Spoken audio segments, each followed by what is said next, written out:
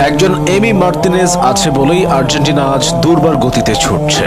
এমি আছে বলেই আর্জেন্টিনা হাঁটতে ভুলে গেছে। তার গ্লাভস যেন মাকড়সার জাল। তিনি চীনের মহাপ্রাচীর।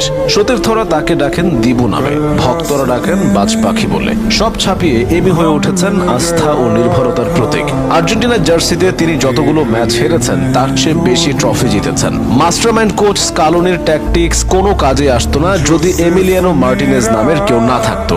আর্জেন্টিনাকে বারবার বাঁচিয়েছেন তিনি। এমি মাঠে নামা মানেই ক্লিন শিট। তার মানসিকতা অন্য সবার চেয়ে আলাদা। পাগলাটে কর্মকাণ্ডে প্রতিপক্ষকে ভরকে দেওয়া থেকে শুরু করে খ্যাপাটে উদযাপনের জন্য তিনি পেয়েছেন আলাদা পরিচিতি।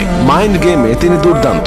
শুধুমাত্র এমিলিয়ানো মার্তিনেজের জন্যই ফুটবলের সর্বোচ্চ নিয়ন্ত্রক সংস্থা ফিফা বেশ কিছু নিয়মে পরিবর্তন আনতে বাধ্য হয়েছে। এখন থেকে গোলকিপাররা পেনাল্টি নিতে আসা প্লেয়ারের মনোযোগ নষ্ট করার মতো কোনো কাজ করতে পারবেন না। পেনাল্টি নেবার সময় বাড়িয়ে দেরি করিয়ে দেওয়া যাবে না। গোলকিপাররা গোল পোস্ট এবং নেট ছুঁতে পারবেন না। একজন এমি মার্তিনেজ আছেন বলেই এত সব কাণ্ড ঘটছে। অথচ এই পথটা তার জন্য সহজ ছিল না। কেমন ছিল মার্তিনেজের উত্থানের পেছনের গল্পটা? কিভাবেই বা হয়ে উঠলেন সেরাদের সেরা? মার্তিনেজের জীবনের বেশিরভাগ কেটেছে যাযাবরের মতো।